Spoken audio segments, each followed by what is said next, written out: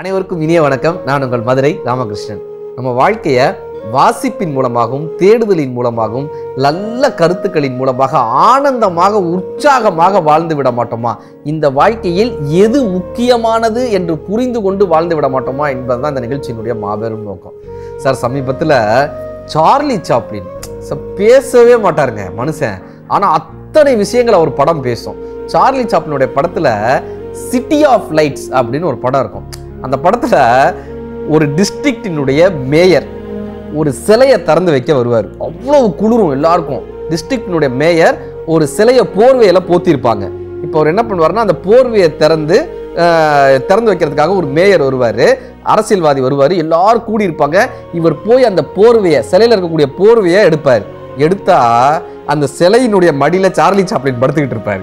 அப்படி காட்சி வச்சிருப்பாங்க. இதை பார்த்த உடனே எல்லாருக்கும் சிரிப்பு வரும். இந்த காட்சியில் என்ன தெரியுமாங்க அவருக்கு வச்சாரு? ஒரு சிலைக்கு போர்வை வச்சு போத்திருக்கையா, குளிர்ல நடுங்கக்கூடிய மனுஷன், உன் நாட்டில் போர்வை இல்லாமல் எத்தனையோ பேர் குளிர்ல நடுங்கிட்டு ஏழைகள் இருக்காங்க, சிலைக்கு போர்வை போத்து என்னையா பிரயோஜனம்னு கேட்குற மாதிரியான ஒரு காட்சியை சிட்டி ஆஃப் லைட்ஸ்ன்ற படத்தில் சின்னதாக ஒரு நகைச்சுவை காட்சிக்குள்ள பெரிய கருத்துக்களை கொண்டு வந்ததுனால தான் சார்லி சாப்ளினை உலகமே கொண்டாடினாங்க. எது முக்கியம் எது முக்கியம் இல்லைன்றதை தெரிஞ்சு வச்சுக்கணும் பான். ஒரு ராஜா தன்னுடைய அமைச்சர்கிட்ட கேட்குறாரு, நான் பக்கத்து நாட்டின் மேலே படையெடுக்கலான் இருக்கேன். அமைச்சர் கேட்டார், எதுக்கு நீ இப்போ போய் பக்கத்து நாட்டில் படையெடுக்க போறீங்க?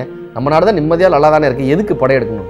என்னுடைய நாட்டினுடைய எல்லையை விரிவு பண்ண போகிறேன், பெரிய நாடாக கொண்டு போகணும்ல, அதுக்காக பக்கத்து நாட்டில் படையெடுக்க போகிறேன். இந்த ராஜாத்தை தண்ணி குடிங்கனாராம். அமைச்சர் என்ன கேட்டார்? தண்ணி குடிங்க. ராஜாவுக்கு தாகம் எடுத்திருக்குன்னு தண்ணி குடிச்சு போயிருக்காருல. அமைச்சர் நிப்பாட்டுங்க, உங்களுக்கு ரொம்ப தாகமாக இருக்குது. அப்போ எங்கேயுமே தண்ணியே கிடைக்கல. ஒருத்தர் அந்த நேரத்தில் கொண்டு வந்து ஒரு குவளை தண்ணீர் கொடுத்தாருன்னா நீங்கள் அவனுக்கு என்ன கொடுப்பீங்க? என் ராஜ்யத்தில் பாதி எழுதி கொடுப்பேன். ஒரு டம்ளர் தண்ணி கிடைக்காத நேரத்தில் கொடுத்தானா பாதி எழுதி கொடுப்பேன். சரி, இப்போ நீங்கள் தண்ணீர் குடிச்சிட்டீங்க. இயற்கை உபாதை காரணமாக தண்ணீர் வெளியே வரணும். இப்போ தண்ணீர் வெளியே வரக்கூடிய இடம் அடைப்பட்டு இருக்கு. அந்த நேரத்தில் ஒருத்தர் உங்களுக்கு மருத்துவம் பார்த்தாருன்னா அவருக்கு நீங்கள் என்ன கொடுப்பீங்க? ஒரு ராஜ்யத்தையே எழுதி வைப்பேன்னாராம். இந்த ராஜ்யத்தையே எழுதி வைப்பேன். அமைச்சர் சிரிச்சுக்கிட்டே சொல்லியிருக்காரு, ஏங்க ஒரு குவளை தண்ணீருக்குள் இருக்கக்கூடிய இந்த ராஜ்யத்துக்காக எதுக்குங்க அடுத்த நாட்டோட சண்டை போட்டுக்கிட்டு இருக்கீங்க? நம்ம ராஜ்யத்தை அன்போடு வாழ்வோமே, ஒரு குவளை தண்ணீர் தான் இந்த ராஜ்யமேன்னாராம். இப்படி எது முக்கியம் இல்லைன்னு நம்ம மக்களுக்கு தெரியணுங்க.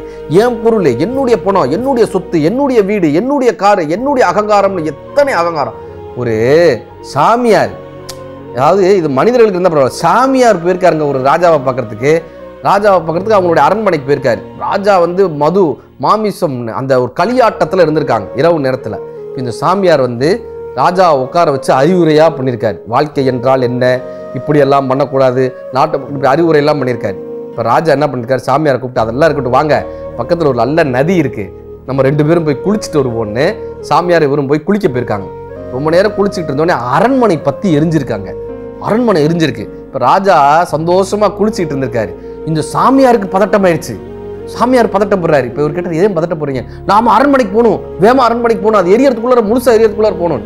இவர் குளிச்சுட்டு ஆனந்தமாக இருந்தவர் கேட்டிருக்காரு, ஏன் இவ்வளவு பதட்டப்படுறீங்க? அரண்மனையில் என்ன இருக்குன்னு? நான் கொண்டு வந்திருந்த ட்ரெஸ் எல்லாம் அரண்மனையில் தான் இருக்கு, அரண்மனை எரிஞ்சிருச்சுன்னா என் ட்ரெஸ் எல்லாம் எரிஞ்சிரும்லன்னு சாமியார் சொல்லியிருக்காரு. ராஜா சொன்னாராம், நீ ட்ரெஸ்ஸுக்காக கவலைப்படுறீங்க, அந்த அரண்மனையே என்னோடது, அதுவே எரியுது, நானே சந்தோஷமா இருக்கேன், உங்களுக்கு என்னங்க வந்ததுன்னாராம். இப்பொழுதுதான் அந்த சாமியாருக்கு புரிந்தது, யார் உண்மையான துறவின். நம்ம எது முக்கியம் எது முக்கியம் இல்லாததுன்றதை தெரிந்து கொள்ளும் போது தான் எதன் மீது பற்று வைக்கணும், எதன் மீது பற்று வைக்கக்கூடாதுன்னு தெரிந்து கொள்ளும் போது நமக்கு இந்த வாழ்க்கையினுடைய சாரம் பிடிபடுது. சார், யுகபாரதி ஒரு கவிதை எழுதியிருப்பார், கவிஞர் யுகபாரதி ஒரு கவிதை எழுதியிருப்பாரு, ஓரம் கிழிந்த பாய், ஒட்டடை படிந்த ஜன்னில், காரை விட்ட சுவர், ஓசையிடும் மின்விசிறி, இருந்தாலும் என் வீடு அழகு,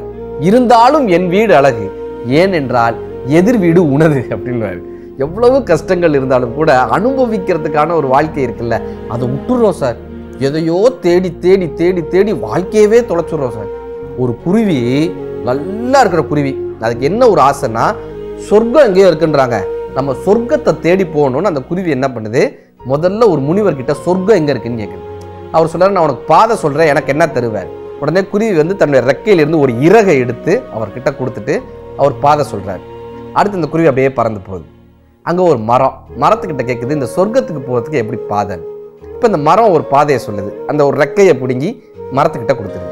அடுத்து இந்த குருவி அப்படியே பறந்து போகும்போது அங்கே இருக்கக்கூடிய இன்னொரு மிருகம், ஒரு யானை, அதுகிட்ட கேட்ட உடனே யானை எனக்கு என்ன தருவேன்? ஒரு ரெக்கையை எடுத்து கொடுத்துட்டு, இப்படி ஒவ்வொருத்தருக்கார் ரெக்கை எடுத்து எல்லாம் கொடுத்து சொர்க்கத்துக்கிட்டக்க போயிடுச்சு சார். கண்ணால் சொர்க்கத்தை பார்த்துருச்சு சார். எப்படியாவது சொர்க்கத்துக்குள்ளே போயிடலான்னா பறக்க முடியலங்க. இருக்கிற ரெக்கையை பூரா எல்லாத்தையும் கொடுத்தாச்சுங்க. சொர்க்கத்தை தேடி தேடி தேடி தேடி எல்லா ரெக்கையும் இழந்த குருவி வெறும் உடம்போடு சொர்க்கத்திற்கு செல்லவும் முடியாமல், உயிரோடு வாழவும் முடியாமல் நகர்ந்து நகர்ந்து நகர்ந்து அந்த சொர்க்கத்தை ஏக்கத்தோடு பார்த்து பார்த்து பார்த்து இறந்து போனதுன்னு ஜென்ல ஒரு கதை வரும். என்ன தெரியுமா அர்த்தம்? நம்ம வாழ்க்கை இப்படிதான். நம்ம 3 BHK ஃப்ளாட் வாங்கிடணும்னு சொல்லி வாழ்க்கையை பூரா இழந்து 4 BHK ஃப்ளாட் வாங்குறோம்னு சொல்லி இதை ஒன்று வாங்குறோம், காரை வாங்குறோம்னு சொல்லி இதை வாங்குறோம், அதை வாங்குறோம், நான் ஒரு பதவியை அடையணும்னு சொல்லி, புகழ் அடையணும்னு சொல்லி இந்த சொர்க்கம்ன்ற ஒரு பிம்பம் வச்சுக்கிட்ட மாதிரி நாம் என்ன தெரியுமா சார் பண்ணுறோம்? இந்த அளவுக்கு புகழ் அடையணும், இவங்கள மாதிரி வரணும்னு சொல்லி இந்த இறகா இருக்கக்கூடிய ஒவ்வொரு நாளையும் இழந்து இழந்து இழந்து இழந்து கடைசியில் அந்த இடத்தையும் அடைய முடியாமல் இறகையும் இழந்து வாழ்க்கையை அந்த குருவி போல் இழந்து விடாமல் இருக்கிற வாழ்க்கையை யார் ஒருவர் எது முக்கியத்துவம் என்று தெரிந்து வாழ்கிறாரோ அவர் வாழ்க்கையில் என்றைக்கும் மகிழ்ச்சி தான்.